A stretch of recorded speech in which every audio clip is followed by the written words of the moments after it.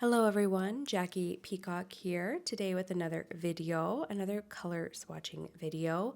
I am sharing one of my favorite palettes, which is the Moody Landscape Set. And I love this palette because there are many moody, dark, and rich colors in this palette that I prefer. If you're familiar with my work or my YouTube channel, you'll know that I love very dark and moody colors for landscape paintings. So that's what you're going to find in this palette. So if you gravitate towards dark and deep, rich greens, forest greens, and granulating colors like some blues and dark browns, then you're going to love this palette, I'm sure.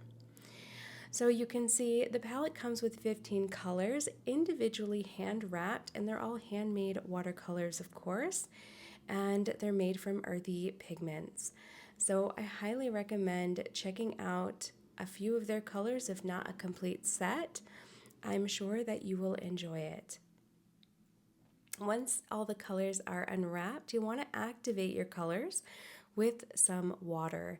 You can get a water dropper or you can use your paintbrush and just add in a drop of water to each of the paints to wake them up.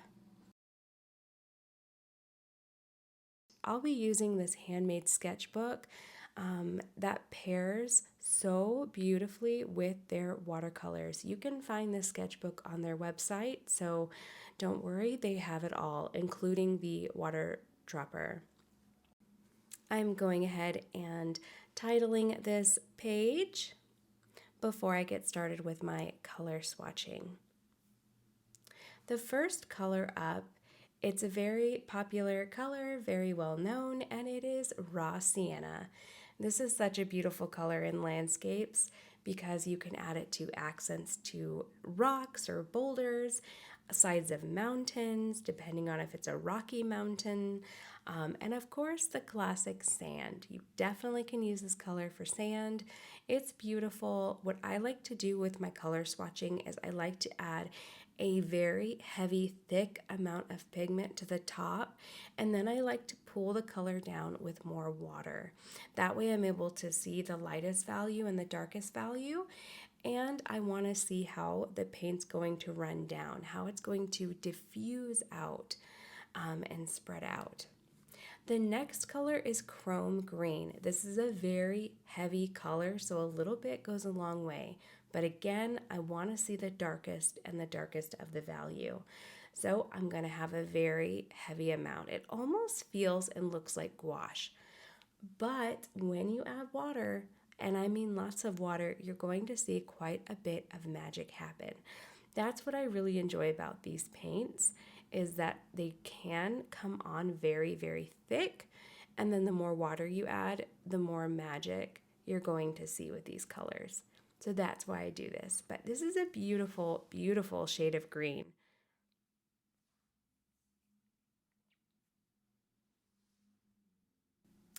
And the next color after this one is a darker green, and it is called juniper.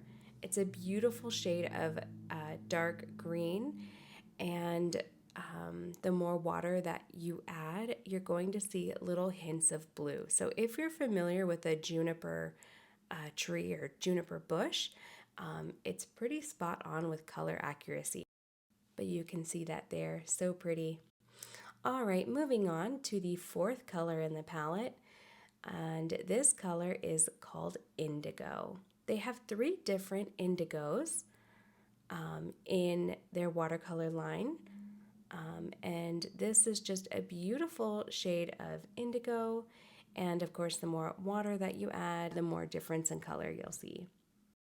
All right, and next up is a beautiful granulating color, and it's called J Blue. It looks quite dark there, but just wait. When you add water, you are going to see just a completely different shade of the blue. And it's so beautiful. I feel like this would be really great for skies, great for water, great for shadows. I mean, really, it's up to you. And next up is Mother Earth Gray. I feel that if you are familiar with the DeepDeepLight watercolors, then you're probably familiar with this color. It's a gorgeous, gorgeous bluish gray, and it's just magic. I don't know. I mean, you can kind of see for yourself. But if there's one color you can get your hands on, I would say Mother Earth Gray is definitely it. All right, for a pop of color and quite bright in contrast into the other colors, but this one is called Cloudberry, and it's a beautiful yellow. So if you wanted to add pops of flowers, or different, you can use this color for changing the hue of other colors like your greens to make them more lemony. Really it's up to you, but it's a beautiful and versatile color, and I love it. It's very transparent the more water that you add, so I would recommend playing with that. The next color is Cranberry, and of course this is a red color, and it's more on the blue side, more of that moodier red. If you were to add this with Jade Blue, you're going to get a gorgeous, gorgeous violet and purple shade. So highly recommend playing with that. This might be beautiful in a sunset as well, to add this color. Or reflections in your water. It's really up to you. All right, the next one is Blueberry. And as you can see here, it's quite rich in its pigment, and then the more water that you add, you're going to see the lightest value of that color.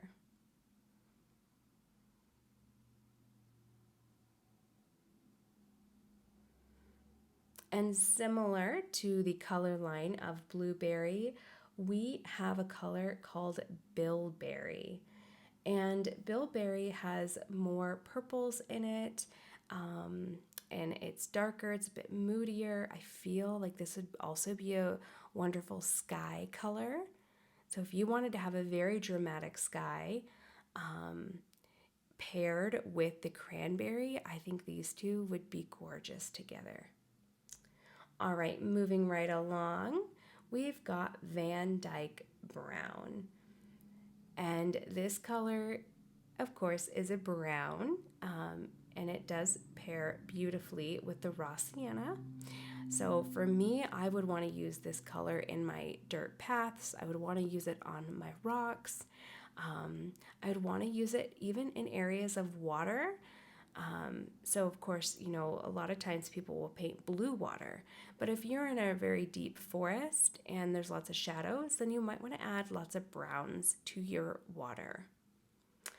All right, and the next color up after the Van Dyke Brown is my hands down favorite color, and that is forest green.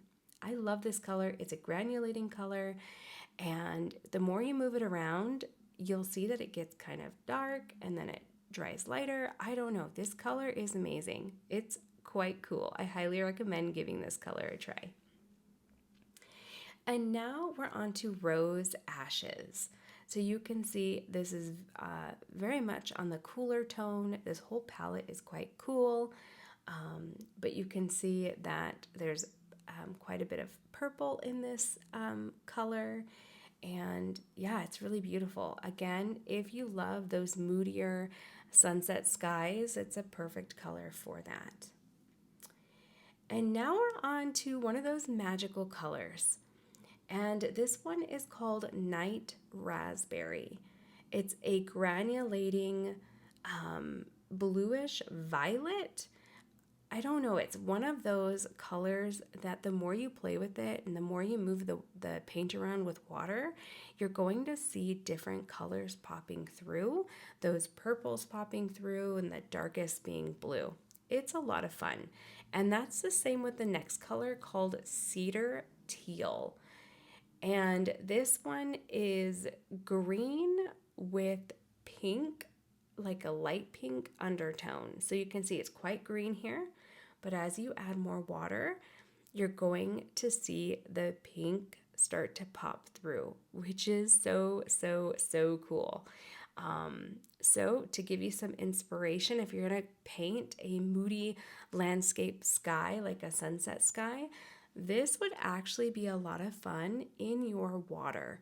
So you can naturally move the paint around and have that pink show through. So anyway, that is the color palette. There's lots of magical colors in here. I hope you give it a try. You can see the pink popping through there with that cedar teal. And you can see the richness of the deep greens. And I just love these colors. There's so many amazing colors. And I hope that you get to paint with these colors at some point. But that is it for now. Take care, everyone. And I'll see you in the next video here on Deep Deep Light. All right.